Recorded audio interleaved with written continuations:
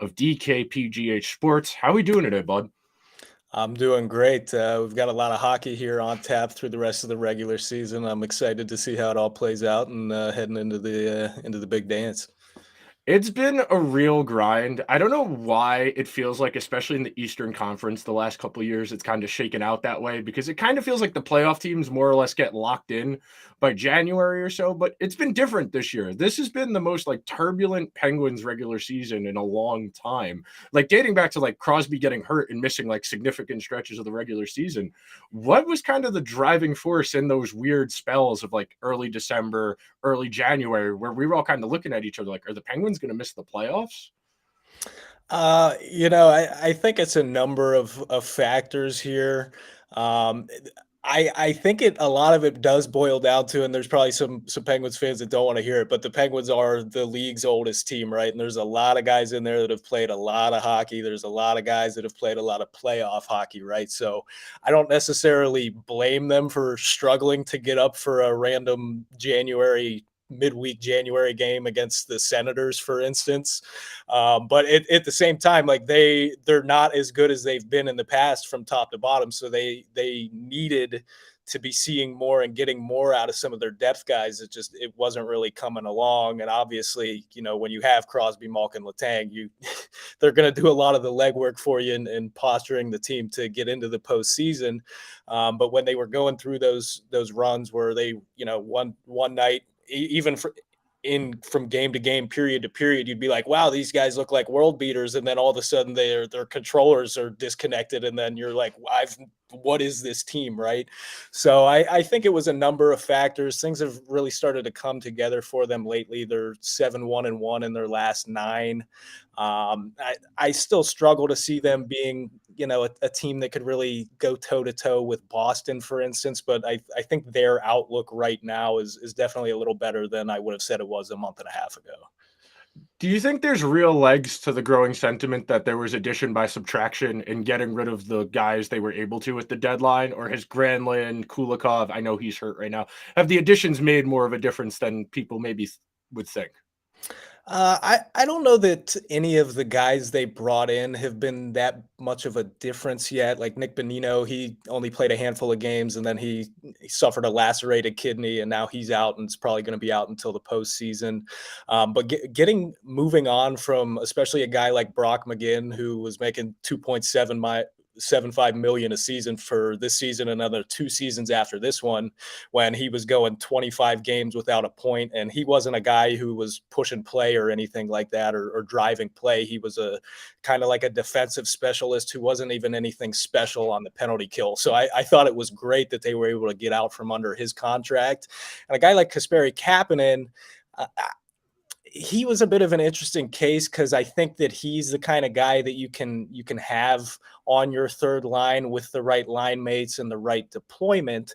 He puts up points at a decent rate, but like McGinn, he's not really much of a play driver. He doesn't really help you create many chances other than the opportunistic ones that he capitalizes on, and he obviously is nothing special defensively.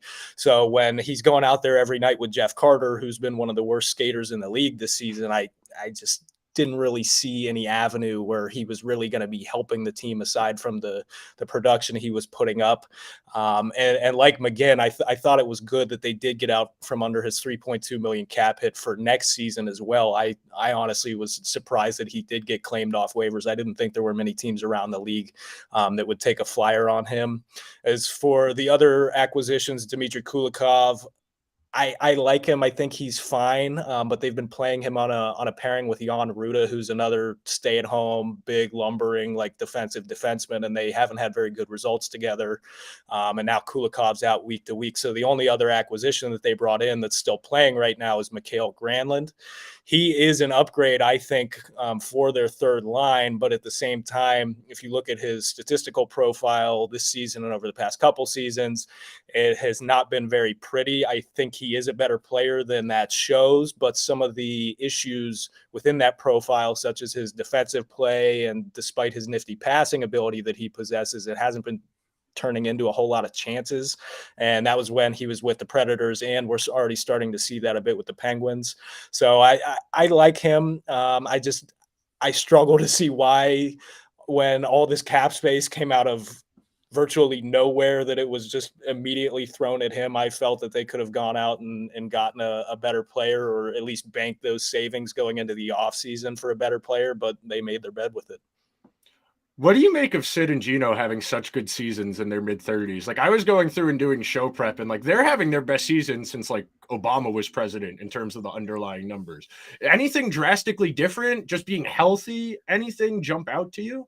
Yeah, the health is huge. Like, neither of those guys have missed a game this season, which then you look and it's like, well, neither of those guys have missed a game this season. Those guys are having incredible seasons for their standards, let alone the age that they're at. And the Penguins are still in the position that they're in. So that kind of just speaks to the overall roster construction that they went into this season with. But on top of being healthy, like I'm sure everybody's probably tired of hearing it, but those guys are like two of the most driven guys around the sport. Crosby, like his appetite for winning and just grinding away really seeps down throughout the entire team and the organization. And he's obviously doesn't have the physical skills that he once had. You go back and look at 18-year-old Crosby flying up and down the ice, and you almost are like, whoa, like I knew he was great, but that's just incredible. But he's really molded and adapted his game to stay at this elite level so late into his career, even though the game is really shifting more towards skill and speed. And Malkin's one of those guys that, even though his physical skills might not be there even where they were, 4 or 5 years ago, he's now a year and a half out from a major knee surgery, and he's really been feeling it as well. And another thing, it's part of what he drives people crazy about, but he still, even at this stage, he would rather keep the puck on his stick than relinquish possession of it. And time and time again, if you watch any Penguins games or just run through his shifts, you'll go out there, and if he doesn't have an avenue to enter the zone, he'll double back and hang on to the puck. And that's very valuable, especially toward the top of the lineup. So I think all of those factors have kind of played into both of them having the strong seasons that they've had to this point. Okay, so the big elephant in the room with the Penguins is what exactly Fenway Sports Group's kind of expectations and presence is around the team, because they had a very weird deadline, like you said, adding Granlund and a bunch of smaller guys, and everybody's kind of curious to see like what's the expectation here going forward, because if that group is only content with just making the playoffs, it makes sense why they had a minimal deadline and that kind of thing. Whereas if they're a little more aggressive, maybe there is a real conversation about, okay, we need to change the GM. This is unacceptable. What's the kind of energy surrounding such uncertainty about the direction of the team going forward?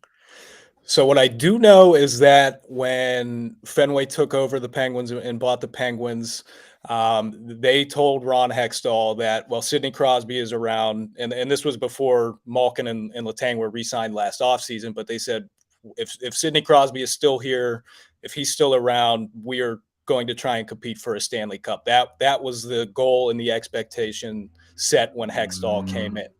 Now, with that being said, me or anyone else involved with the Penguins media, and I've even spoken to members within the organization that just have absolutely no clue where Fenway is. Now, that's not saying that they're not involved, but if they are, there's just very, very little evidence that they are. And I know they were kind of going through the whole deal with the I think they were looking into selling Liverpool, the football club overseas.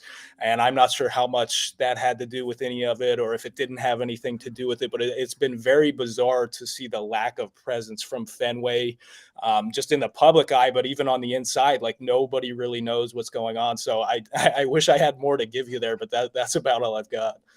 Yeah, no, because I mean, in mid-February, the Penguins weren't in a playoff spot. I want to say it was like right around Valentine's Day or so. They were, I think, a couple points back of that second wild card, and everyone's like, "Oh, this is what Hextall's going to add, and he's got to go." And suddenly, they've kind of just turned it on. I feel like that's giving a little too much credit, because like there's a talented team here, and they did get rid of some dead weight, but.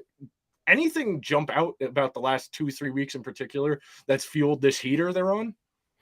I don't know if it's any one thing. I think when they were dealing with some of the inconsistencies they had earlier in the year, they weren't really working as a 5-man unit, and apologies for using the hockey cliche, but when they're clicking, there's a connection and you can just see how in sync they are, and it's a really stark contrast from when they're not playing well. So I think it's just the attention to details and the actual commitment to playing that team game and playing the proper way. Mike Sullivan talked about playing the game the right way all the time. He talks about doing the little things right and not beating yourselves. And time again, we've seen this season the Penguins are toward the top of the league in blown leads, taking a lead into the third period, and they've lost a considerable number of those games as well. So I think the biggest thing is that they just haven't been beating themselves, and that goes from managing the puck. Mike Sullivan loves when his guys are. He obviously wants them to flex their skill when the opportunity presents itself, but he knows that the opportunity isn't always going to present itself, and he wants his guys getting into foot races and putting pucks behind other teams' defensemen. And when they aren't doing that and just try and skill or will their way to victory, they end up getting in trouble. And I haven't seen a whole lot of that from them lately. What would you describe the Penguins' style of play as? Like when they're rolling right, what are the key indicators that things are going right for them in terms of how they want to play? The thing that I always look for, especially at the start of games, is how well they're forechecking, because they have not been a very good defensive team this year, and a big reason for that is because their transition defense has just been absolutely like abominable at times. That is a culmination of not doing the proper things that they need to be doing on the forecheck further up ice when they are pressing in the offensive zone. It's really kind of funny. Like you can look and you can directly tie a lot of the goals they give up, where up the ice on the forecheck, the F1 or the F2 just kind of peeled off pressure too soon, or they weren't good enough on the back check or whatever. So that all kind of ties into it. But, you know, I struggle to say that they're the speed team that they were in 2016, 17. They'll still tell you that they try and play the same way, but you look at the personnel they have, that it's not the same team. So I struggle to say that they're a full speed skill team. I think when they are at their best, they're very calculated, they're very tactical, and you can kind of see that when they're breaking down defensive coverage with their crisp passing and they're finding those good lanes. So I don't know that I have like a perfect synopsis for their playing style, but when they are on, they're very tactical. Okay, one last question before we transition towards Rangers Penguins. What is it about the Islanders that gives the Penguins fits? Because this is a historical thing that's multiple Islander coaches, different personnel on both teams. What about the Islanders gives the Penguins such a hard time? One, I think there is the factor of just variance. Like hockey is Yeah. just so susceptible to giant swings and stuff that just doesn't make a lot of sense. But the Penguins won't tell you this, but I have to imagine that there is like some mental factor there, Yeah. right? And that's dating back to even the postseason series that they played several years ago, where the Penguins probably could have won that series, but like I was talking about earlier, they just found ways to beat themselves. Namely Tristan Jarry gifting a goal to I forget which player it was. It might have been Josh Bailey, but it was an overtime game. The Penguins like needed to win the game, and he just turned the puck over right up the middle of the ice with no defense back. And that's like the kind of mental errors that we've seen from the Penguins when they go up against the Islanders. And the funny thing about it is that the past 3 games they've played the Islanders, they've dominated, like absolutely dominated them for 50, 55 minutes. And then they've got a 5-10 minute stretch where the wheels just utterly fall off. And a lot of those issues that I previously mentioned just reared their head. So the Islanders are in their head for sure. So it's transitioning now. But the Rangers and Penguins, when the Penguins have had reasonable goaltending, the games have essentially come down to coin flips. The one that sticks out to me was the game last season where it was 0-0 for 50 minutes. And I think it was Kreider took an offensive zone penalty, and then the Penguins scored 1-0. Then there was the game after the deadline where Yari didn't play because he was hurt. The Rangers ran them out of the building. And then they played one of the last games of the season where neither team was really playing anybody because it didn't matter at that point. They knew they were playing each other. What about the Rangers Penguins why is there all of this? I don't want to say animosity because it's hockey. There's obviously tension going on. But what is it about when these two teams play that the wheels kind of come off and you get things like Sunday where the entire game, everybody kind of, you feel the vibe getting a little more hairy and hairy. The referees are letting guys go. There were so many uncalled penalties in that game. What, when these two teams meet, kind of brings that out? Because the Penguins aren't like a nasty team, and neither No. are the Rangers. That's what's so weird about it. Yeah, I think a lot of that can just be tied to what went down in that postseason series that they Yeah. played last spring. I mean, I know the Penguins weren't happy with Trouba taking Yeah. Crosby out. I know they weren't happy with Lindgren taking Raquel out of that series, and we can sit here and go back and forth all day on those individual hits. But regardless, I think that's where a lot of this comes from. Um, we even saw that a little bit. I don't remember exactly what month it was, but there was. It might have been the last time the Rangers played in Pittsburgh this regular season. There was a little bit of that animosity as well. Yeah. Brian Rust scored a goal, and he might have been getting into it with like Trouba or Lindgren or somebody out there. And Rust ended up scoring a goal, and he like went and like kind of motioned toward whoever he was beefing with, and like Kapanen was still on the team at the time, and he had to like come and like bear hug him from behind to like prevent him from going after the guy. These guys don't like each other from that postseason series. And the first time the two teams played earlier this year, some of the Penguins players were asked about it, and of course they're like, "Yeah, it's a new season, it's a new team." But some of the guys on both sides that are still around from that postseason series, I still think they're carrying a little bit of that with them. From your 10,000-foot view on the outside, what are your impressions of the Rangers? Probably, I think I'm a little higher on them than I was last season, from a skater standpoint. Because last year, I mean, I don't think I'm stepping out of line here by saying that was the Shesterkin show last year, right? Like the Rangers, if they were getting the same level of goal or just league average goaltending, like they'd probably would have been in the position that the Penguins are in right now this season. The thing about the Rangers is I don't love the system that Gallant runs, but I have to give them credit. And I don't know if this is something that just rears its head against the Penguins more than it does other teams, but the Rangers, their ability to counterattack and score in quick strike fashion is just unbelievable to me. And that even goes back to last postseason. Like the Penguins would spend seemingly an entire period in the Rangers' end, and then all of a sudden Kreider and Zibanejad are going on a 2-on-1 the other way, and it's a tie game, right?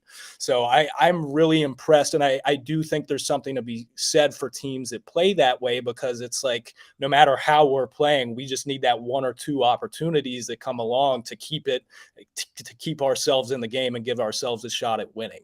And obviously, I know Igor hasn't been as great as he was last season, but when you got him between the pipes, it's hard not to like your chances when you have that ability to score in quick fashion, even if you aren't playing well and you know that you have that rocket goal.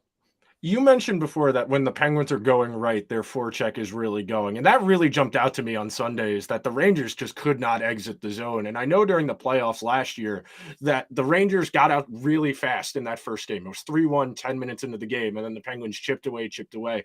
And something I noticed that the Penguins did was they saw the Rangers were looking for that quick first pass out of the zone. So they started playing tighter up in the neutral zone. So that stretch pass wasn't there. And then the Rangers just couldn't do anything because of that forecheck. So one of the things I'll be looking for going forward Thursday and Saturday, especially, is can somebody other than Adam Fox exit the zone cleanly? Because he's the only guy they have who can do it with any real regularity. Yeah, it kind of stuck out to me in the most recent game as well. Like even when the Rangers were in the offensive zone, like, so I don't know if it was because of the Penguins' pressure or if it was just maybe a little bit of an off night for them, but it seemed like I don't even want to say it was careless with the puck. So maybe it was the Penguins' pressure, but it kind of stood out to me a little bit that their passes were a little off the mark. They were putting pucks in positions that you're at least, and obviously those guys are out down on the ice and seeing different things than we're seeing from up top. But there were definitely a few times where I was a little curious as to what their end game was with just some of the routes that they were taking and some of where they were putting some of those pucks. So I don't know what that really ties into. And obviously we see giant swings in performance just from game to game because of so many different factors. But I definitely think that'll be something to keep an eye on. What's your outlook rest of the season for the Penguins? Their schedule's reasonable. Is it one of the wild cards? Any shot at that third spot in the division? I mean, they're, I think, four back of the Rangers, something like that, going into their game today. Yeah, I don't know. They can make a push for the third spot if they take a couple of they honestly need to beat the Rangers in regulation in both those games if they want to have a legitimate shot of taking that third spot. But I'm probably going to pencil them in for one of those wild card spots right now. Everything I know about this team and have seen from them this season tells me that they're on their way to another first round exit. But just because it's hockey and just because hockey is so goofy, so random all the time, it wouldn't shock me at all if the I don't want to call this a bad team because they're not a bad team, but just the worst team that the Penguins have had over this last 5-year stretch or whatever it may be. It would not shock me at all if somehow the worst team that they had over that stretch somehow ends up winning a postseason round. Now, as far as making a run for the Stanley Cup, I really struggle to see that happening just because, up until this current stretch that they're on right now, like the 7-1-1 stretch, is one of the best stretches they've gone on all season. And I'm not really in the business of being like, oh, well, those wins actually weren't that great because they were against, weaker opponents. But it's fair to at least point out that a lot of these wins were against the Blue Jackets, the Flyers, and teams like that. I don't know that they're going to be able to knock off the Bruins or even the Hurricanes or something like that. It would be, and I don't know that it could play out this way, but I would love to see another series between the Penguins and Rangers. The only world in which that happens would require one of the Devils or Carolina really hitting a skid, so the Rangers could go up to 2 because they're like 10 back of the Devils right now, which is kind of ridiculous considering they were Right. like 4 points back a month ago.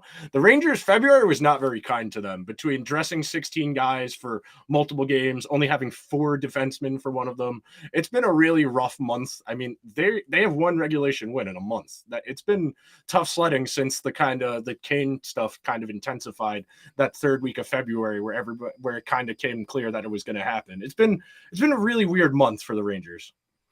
Yeah, I was going to ask you, like, what have been your impressions of Kane? Because I was not all that impressed from what I saw in the game against the Penguins here.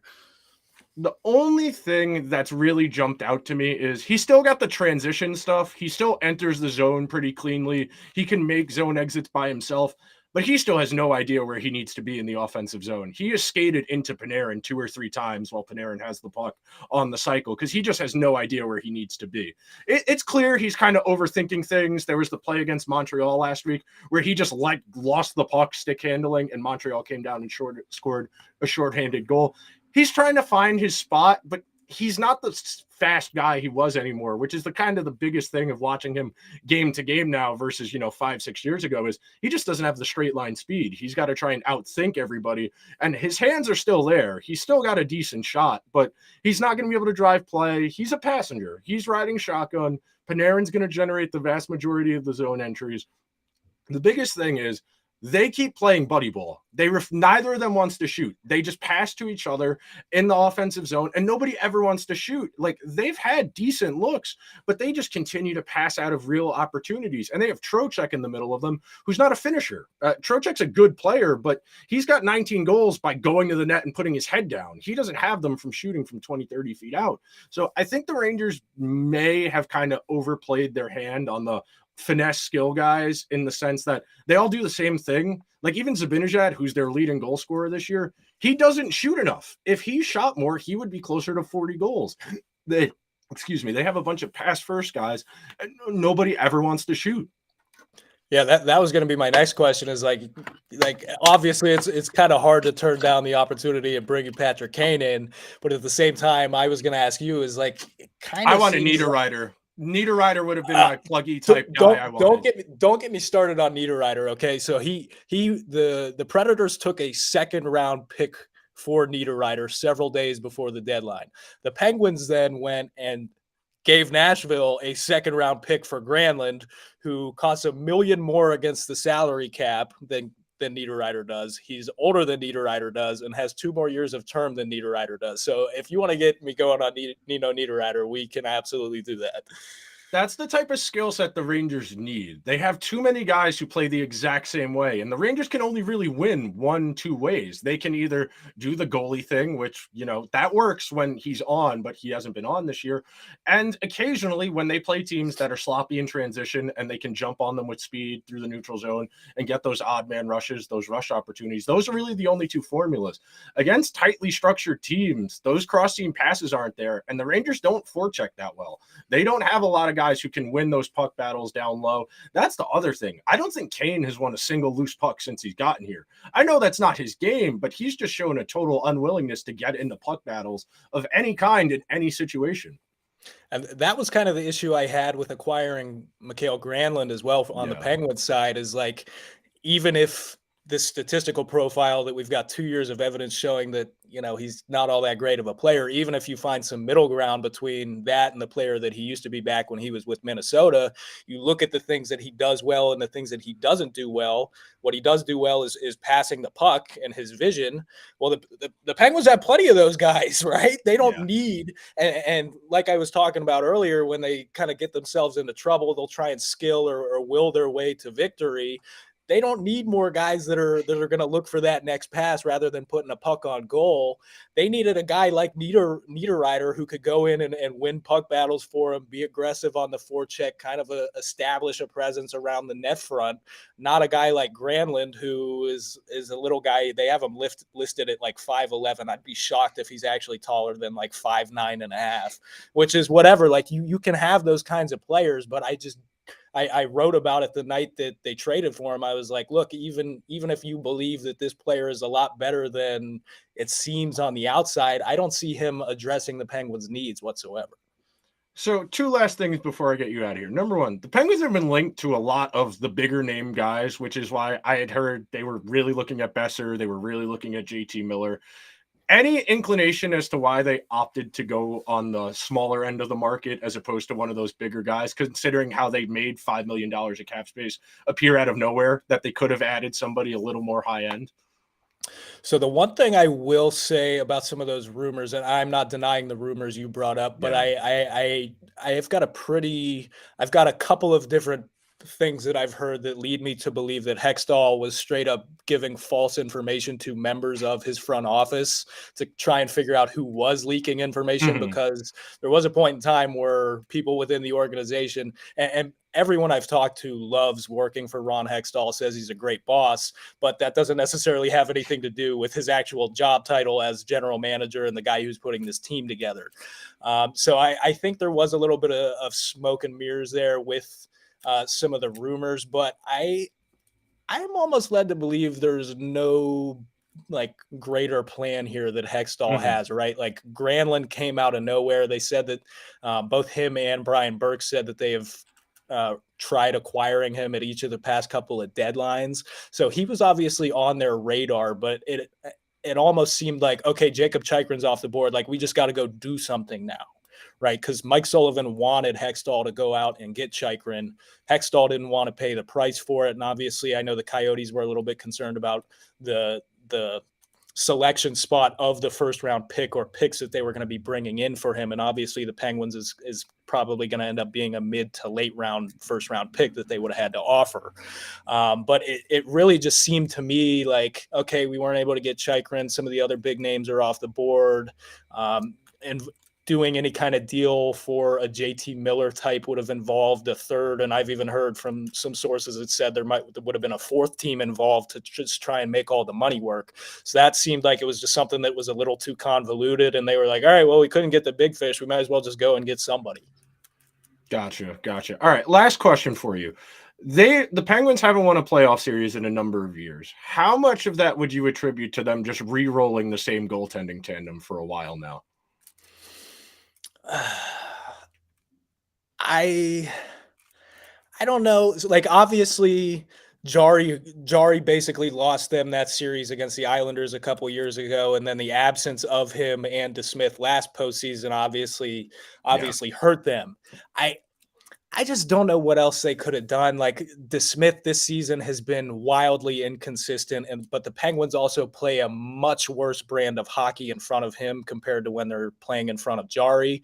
Now that might have some merit just because Jari is the better goalie and they feel a little bit more confident out there and don't have to worry about giving up as many shots or high danger chances because they know they've got their number one back there.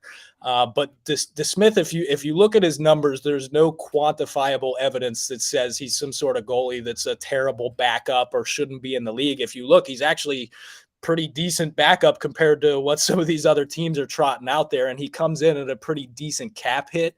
So I've seen a lot of people involved with the Penguins and just among the fan base that were like, I can't believe they brought this goaltending duo back. I can't believe they didn't make any changes. But being up against the salary cap, I just don't know what else they could have done. Because if they were going to go out and get a different backup, they would have been paying him more than DeSmith. And I'm not convinced that backup would have even been better than him.